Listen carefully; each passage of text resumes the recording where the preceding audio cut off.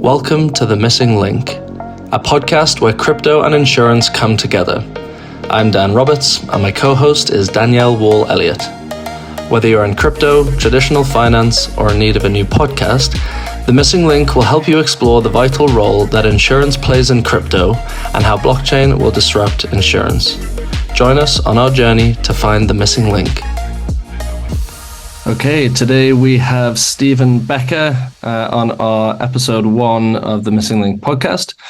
Stephen is the CEO at crypto firm UDHC. Previously, he was COO and president of the Maker Foundation, of which many of you will have heard of. He speaks about the origins of MakerDAO and his involvement there. He has an interesting ocean metaphor, including sinking ships, sharks, and changing sands.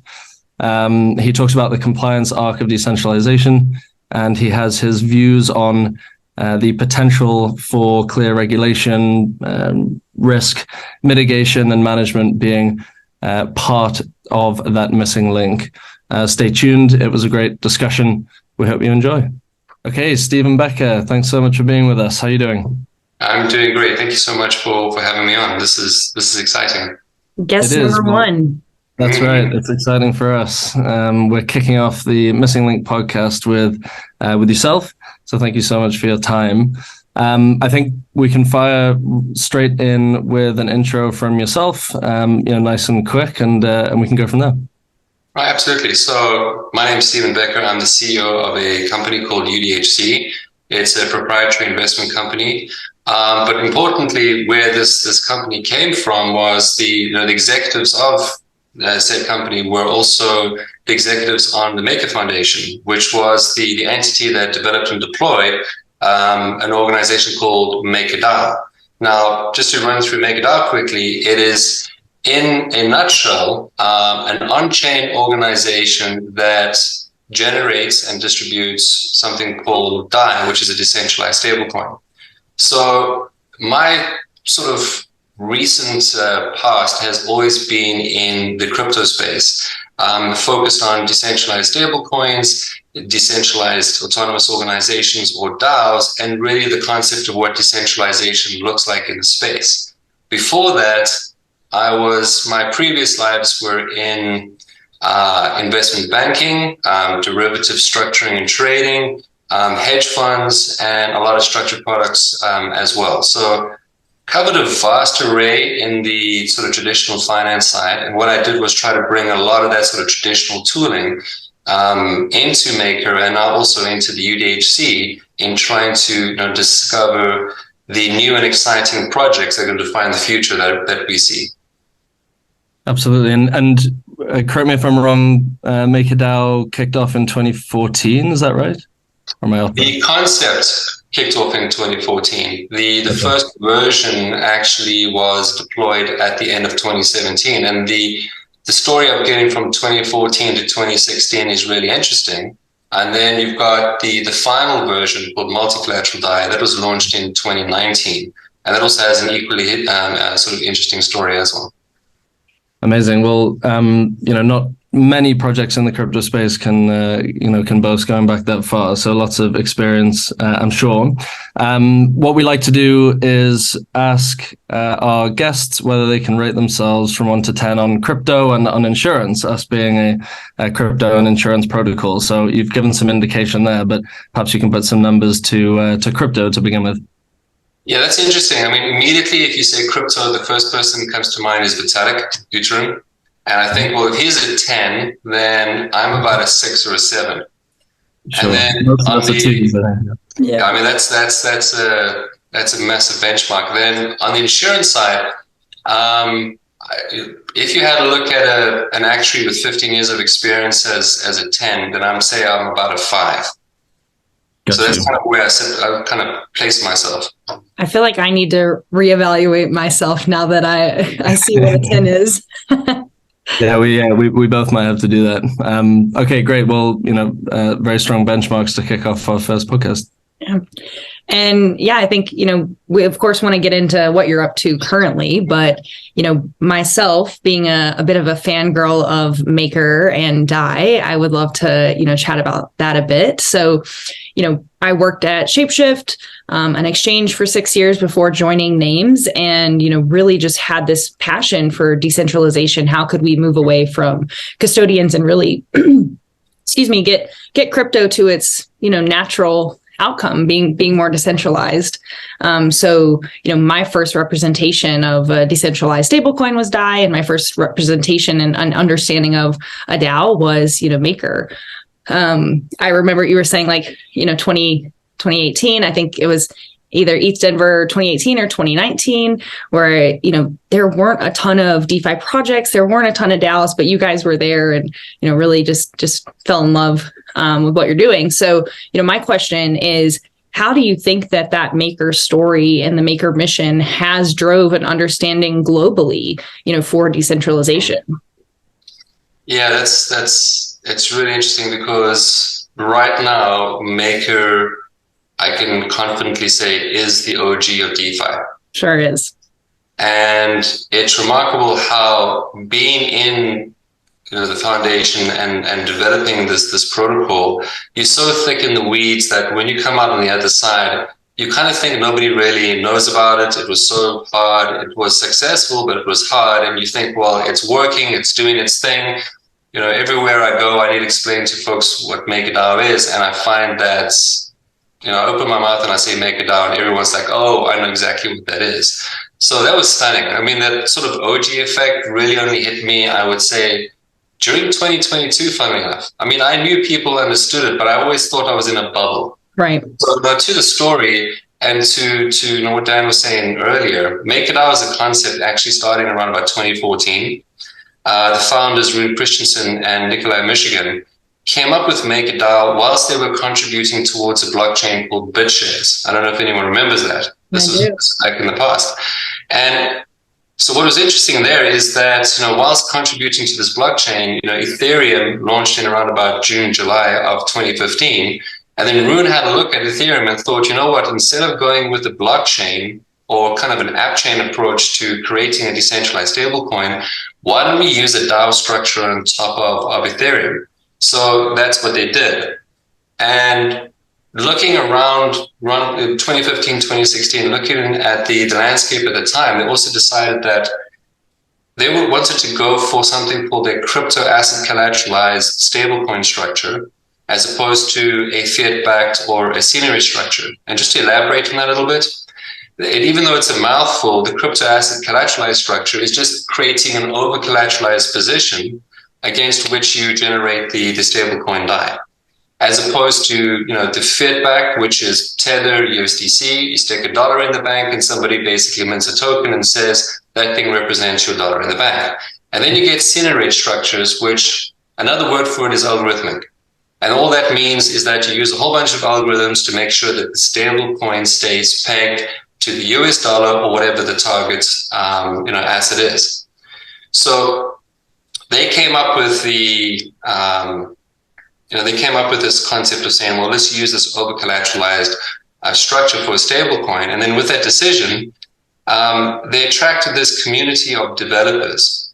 And these community of developers really contributed to this first version of MakerDAO called Single Collateral DAI.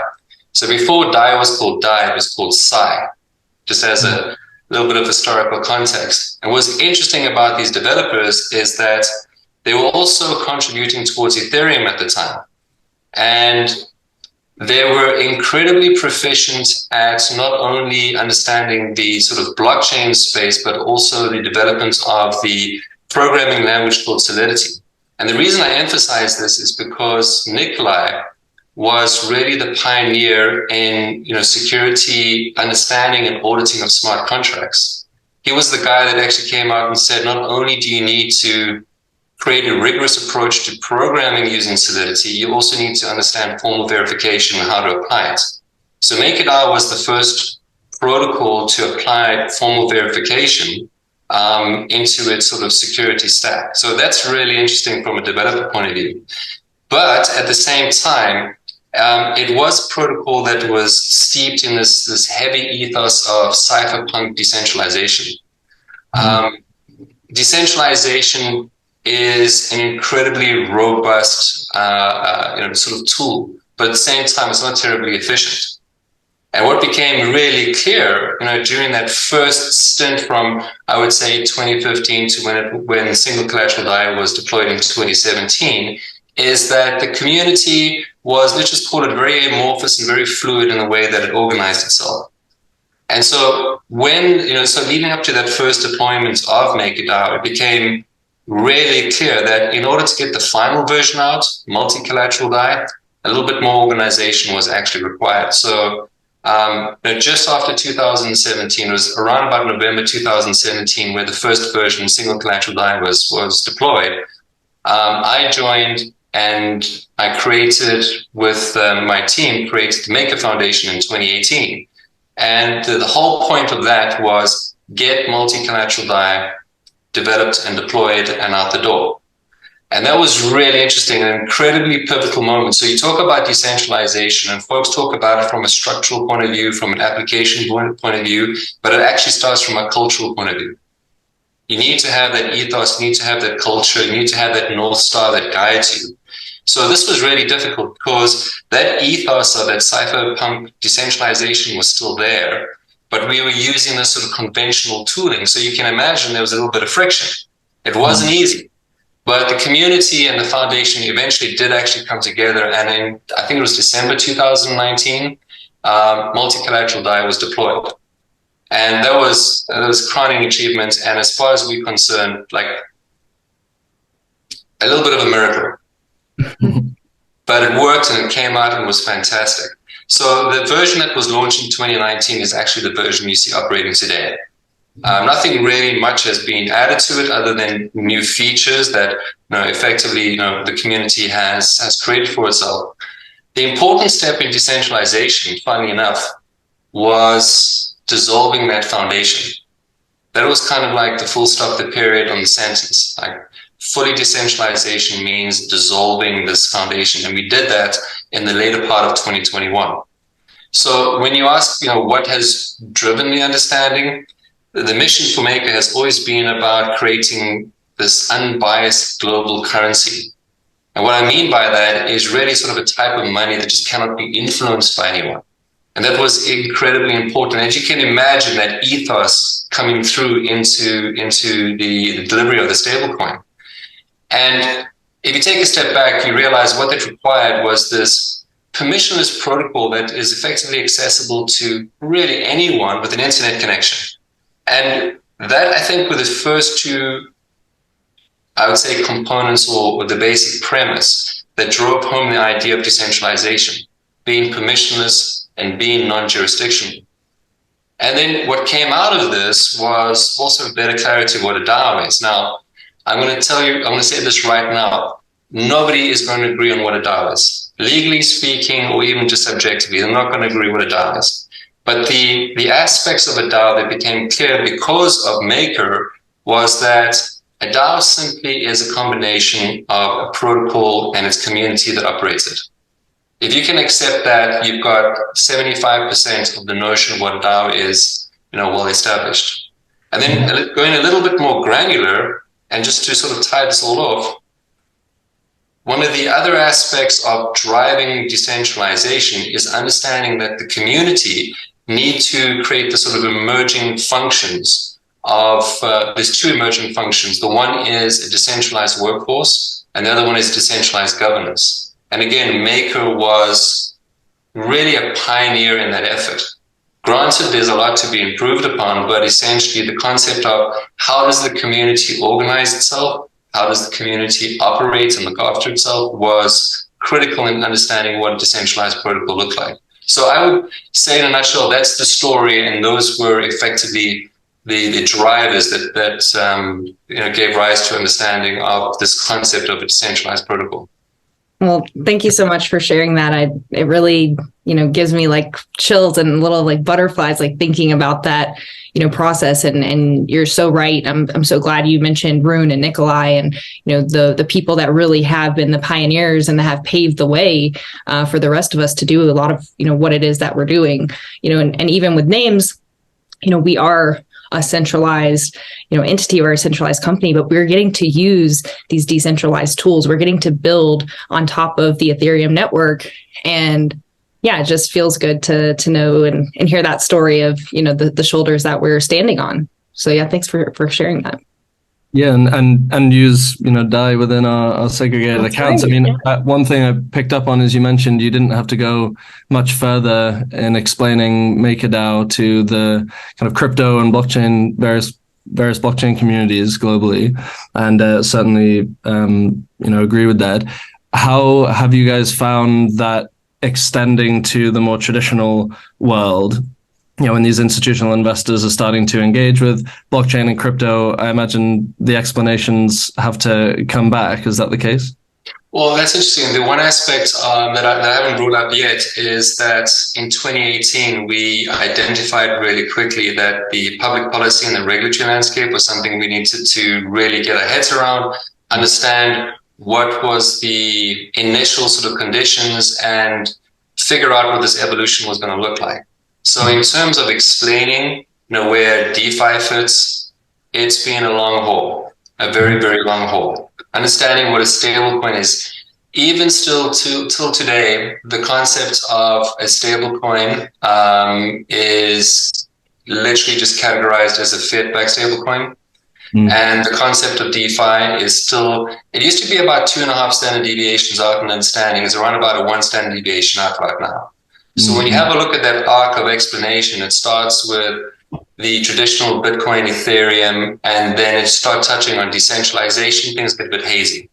So the concept is there, the understanding is there. A lot of the regulators have come out with great documentation and great literature that have actually nailed, I would say, 70% of what DeFi is, but it hasn't answered the bigger questions. So when I engage with the institutions, I have to do so from a regulatory point of view and from a regulatory understanding. And it's coming together nicely, but it's going through a transition period where folks are going from TradFi to what I call kind of like a permission DeFi before they want to look at DeFi. And quite frankly, I think that transition will take a long time.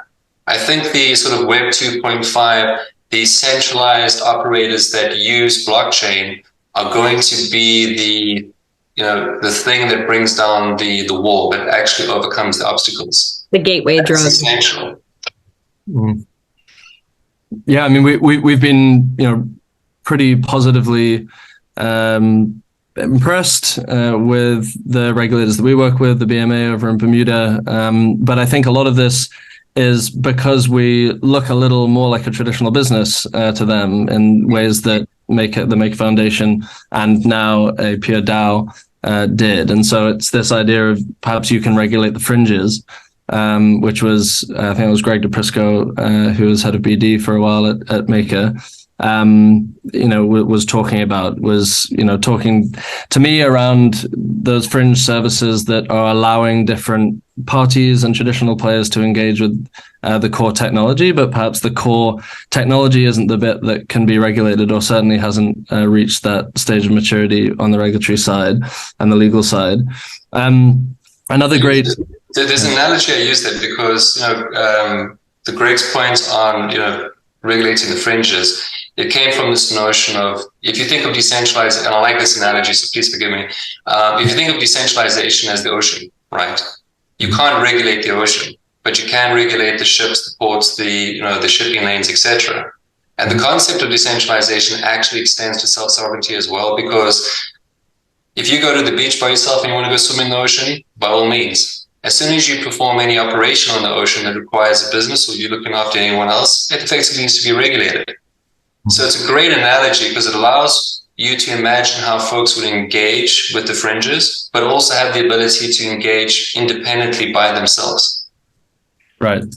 Yeah, right. I like that analogy. I mean, I'm sure you can take the metaphor all sorts of directions with sinking ships and rising tides and sharks and all sorts. And speaking of the various different metaphorical players that are playing in the ocean, another reason why we're interested in speaking to you today is you obviously play a key role on the investment side of the industry through UDHC. In general, do you want to take us through that UDHC story, what you generally look at, what's currently impressing you at the moment, and, perhaps how the investment landscape has moved throughout this year? It's certainly not been a boring year in that regard. Yeah, it certainly hasn't been at all boring. The one thing that we learned from the Maker Foundation became incredibly evident. And this is somewhat unique to MakerDAO because it was evolving at the same time Ethereum was also finding its feet. So the concept of building out an ecosystem was incredibly important. So, from our point of view, Maker wasn't so much a case of let's build a protocol that issues a decentralized stablecoin. It was let's build a protocol that develops an ecosystem. Because if not to go into too much depth here, but Maker requires different types of collateral in order to generate DAI. And the concept was, if you look at those types of collateral and how they can be flywheeled into using Maker, it also creates a flywheel for themselves. Because essentially the stablecoin provides the capability of their projects. And so the ecosystem could build all the way through. And that concept we took with us into the UDHC. We're looking at the ability to build out this ecosystem. Because for us, I would say that the sort of future vision is traditional and decentralized finance coming together to create this sort of new definition of finance, where the vision, if you sort of break it down a little bit, shows that, blockchain will basically be the back end of pretty much everything from a technological point of view, but specifically, it will definitely be the back end for all financial applications.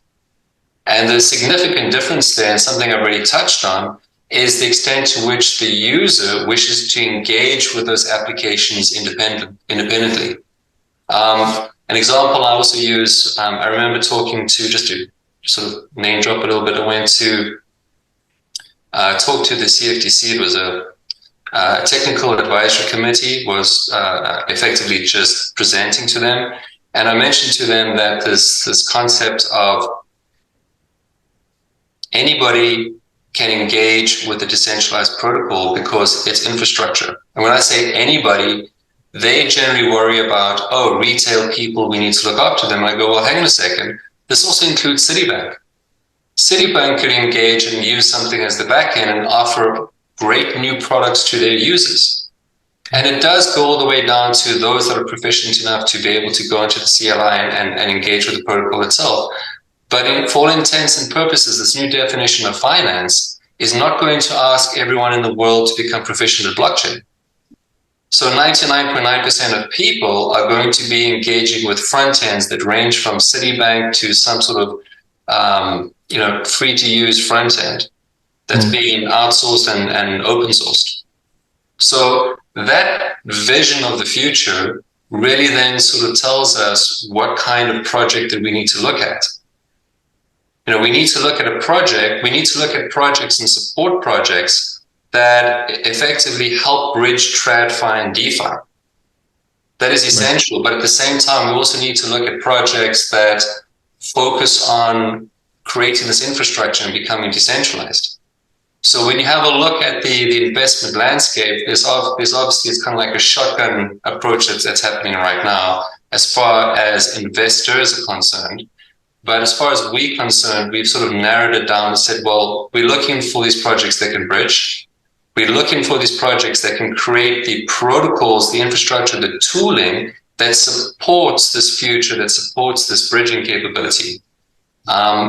So the sort of thesis from our side and the way that we go about it is, again, just coming from Maker, we learned a lot in terms of building that ecosystem out, but we also learned a lot in terms of what this arc looks like. and we call it the sort of arc of decentralization. And in a nutshell, what does it mean? It means, how do you get from your garage to a DAO or to a decentralized protocol? And we had a lot of insight into that, and figuring out what that looks like from a structure component, what sort of entities do you need to create, but also more importantly from a community development point of view. So again, when you have a look at that landscape, you got to constantly ask yourself the question, if the future is going to be this new definition of finance, it's going to be somewhat community driven. So there's going to be a community element to it with respect to the infrastructure that helps these bridging projects achieve what they need to achieve. So foundationally speaking, it's about what are the projects out there that can attract the community, that can galvanize them, that can actually then, turn them into decentralized workforce and decentralized governance. Because so much comes out of that as well. And then just to my previous point about engaging with regulators and public policy, that was something that was a very clear and defining moment for us, because we realized that with this, back then we didn't have this phrase, but now looking at this arc of decentralization we're going through, we needed to include this compliant angle. How do you go from your garage to a DAO in a compliant manner? So we sort of rebranded this concept for ourselves and said, well, it's no longer just an arc of decentralization. It's about the compliance arc of decentralization. And that now it allows us to, again, narrow our field of view and focus on the projects that wish to engage with this kind of arc and understand that this is the steps that they have to take. And what's important about this is that this landscape is, the sands are always shifting. It's always changing. So having a good concept of what the direction looks like is important right now. The granular bits of who is what and what's going to happen, it's important, but it's not the focus, because 6 months from now, you may have something different. A year and a half from now, you may have something completely different, but the general direction would be, more or less the same. So, we are looking at, just in a nutshell, and looking at the sort of investment landscape.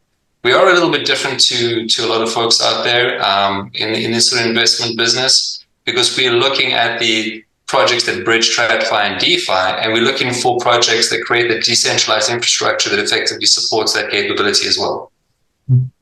Right. So your answer is so important, because I feel like when you're in your first days of crypto and you're early to the industry, you want to pick the winners, or you want to pick, DeFi is going to be the winner. Decentralized, unregulated businesses are going to be the winner, or this chain or that chain. And I think that, what I've learned over time is it's like we don't have to choose winners. Anytime you get asked, which coin is going to be, the one, or which chain, we don't have to pick those. And I love this idea of this arc of decentralization, that it's going to be a new finance. It's not going to be one or the other. It's not going to be TradFi versus DeFi. It's going to be a new finance. So I just thought that was, such an important message, especially to people that are new to this space. To your point, something really interesting and confounded a lot of folks in the past. I would go into panels or give talks, and then folks would say, okay, which stablecoin is going to win? Yeah. And I would say, well, strangely enough, we need a lot more stablecoins, because this is a spectrum of capability, and every stablecoin that comes out is an expression of that capability. And when you have that expression, you give users options. And that sort of consumer surplus is incredibly important, because you not only galvanize new use cases, but you galvanize users, and you actually create your ecosystem. Because at the end of the day, it's about an ecosystem. It's not about, as you pointed out, one token, one coin wins. It's about many. It's about giving a lot of options. And if you think about it, blockchain, through its transparency and its capability, has taken us to a new level of options. Yeah. A new level of transparency. And that is the thing that we need to leverage. Well, there hasn't been much competition in currencies. Governments have really had a monopoly on currencies. And so now to give that competition, to give options to users, it's just going to make it better for the end user. I also use the word fun because if you, the one element I'm finding, when I do engage with a lot of the institutions and a lot of the public policy folks, is that, as I pointed out earlier, that sort of one element of decentralization is non-jurisdictional. And that's incredibly difficult to get your head around because you're not going to be able to manage it because that's the ocean. You're not going to tell the ocean, all right, the tide now needs to go that way, or you need to stop with the tide, turn off the waves. You're not going to be able to do that. But where the activity occurs, you can. So even though these things are non-jurisdictional, activity happens in jurisdictions that need to comply and have regulation apply to them in those jurisdictions. And so again, it gives you this sort of mental model, as it were, to compare the sort of traditional world in its jurisdictional form to this non-jurisdictional world, and then find where the differences are and where the capabilities are. One aspect, I won't go down too much of a rabbit hole because it's kind of exciting for me, is when I think about one of my previous lives was an interest rate derivative structure. I look at the traditional world and its risk-free rates. And first thing I remember having a lot of arguments with my lecturers in the past saying, why do they call it risk-free? Because nothing is risk-free. It's a trusted rate. You're always trusting someone. And now in the blockchain space, you've got the trust-free rate. So you've got a paradigm of the trusted rate versus the trust-free rate. I wonder what that basis is going to look like. I wonder what that's going to do to create this new ecosystem of finance, in the future. Having these two paradigms, why are they different? Why would one person go to a trust-free rate versus a trusted rate? These are the primary drivers of this new finance, of this new economy, which you guys are, smack bang in the center of. Well, and, you're talking about risk, and obviously one of our thesis is that, through crypto insurance, through providing insurance to crypto, players, we can, promote the mass adoption of crypto. We can, continue on this arc of decentralization. And so to bring it to that, insurance side, are there any, obviously UDHC is a supporter of ours, and we're so grateful for that. But are there any other, insurance products or, crypto insurance pieces that you're excited about? Yeah, I'm just thinking about that question. I'm gonna have to provide a bit of context because, it's about a subjective view, and it's about the subjective view that is brought to UDHC. Every business I've ever been a part of, to one extent or another, has been about risk identification, pricing, and transfer. And I remember even at one point, and this is something that you guys do find fascinating, is I used captive insurance along with a reinsurer to create a proxy balance sheet in order to transact something called basket options. And funnily enough, this was all for securities lending. So it's a bit convoluted putting it together, but it was fascinating because immediately I got to have a look at securitizing reinsurance risks. I got to understand broadly insurance-linked securities, and it was incredibly fascinating. For me, the question was, well, hang on a second, why aren't more insurance risks securitized or made available or, effectively transparent? And in that, I found the answer. I realized that, well, these are kind of like structured products. And I've been involved with structured products before. It feels bespoke. The issuance process is kind of not transparent, and consequently the underlying risks that determine its price is completely opaque.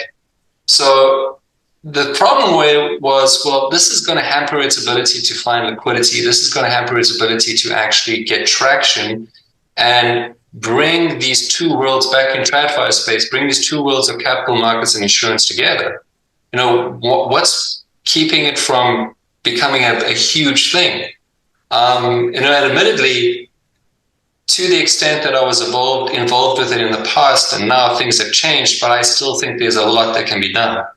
And that really has driven my hunt for these new concepts of risk management in the DeFi space. And everywhere you look, it's really interesting. Everywhere you look in the DeFi space, insurance is somewhat almost explicitly baked into projects. If you have a look at Maker, for example, insurance is actually explicitly baked into the protocol. There's certain elements where certain risks arise, trigger certain events, and things are effectively buffered and looked after. The problem being is it's not well priced. Actually, it's not priced at all. So consequently, there is an opportunity to be able to do that same level of insurance for this protocol if you could find what that price is and provide it appropriately. Now, that really pertains to a lot of DAOs out there that effectively, range from credit generation through to lending and borrowing, and even to the DEXs. There's got this somewhat implied but mostly explicit sort of insurance angle. So when we go out there, we were looking at projects that have this baked in for us to be able to understand how that works into the token economics, how that can actually be priced appropriately and maybe outsourced. The second thing is we were looking at projects that were in the crypto insurance space, but interestingly, they were always just focused on crypto-specific risk, like smart contract risk. And that's fine. It was really interesting because at the end of the day, we thought maybe the tokens, or at least I thought those tokens would look something like insurance-linked securities. So if you get enough liquidity around it, you bring this concept of insurance risk to the fore, you've got a diversified asset that you can put into your portfolio, or you've got an asset that you can use for many other things. And we also found that there were a couple of companies, or rather projects, taking the same, trying to solve the same problem, but using the credit risk approach. And this is really about credit derivatives, taking those concepts and thinking about how they could apply to the space. And as you guys know, credit derivatives and insurance, they're pretty damn close together. They're not exactly the same, but they're pretty darn close together. The problem being, and this is where, as you mentioned, we do support names wholeheartedly. We couldn't find, or at least I couldn't find a platform that could bring the sort of traditional tooling on chain and basically say, here's the possibility to underwrite any risk, not just this sort of crypto specific risk.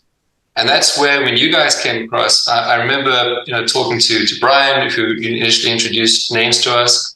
I must have read the first 5 pages of your white paper, and I just went, yes, this is it. This is what I'm looking for.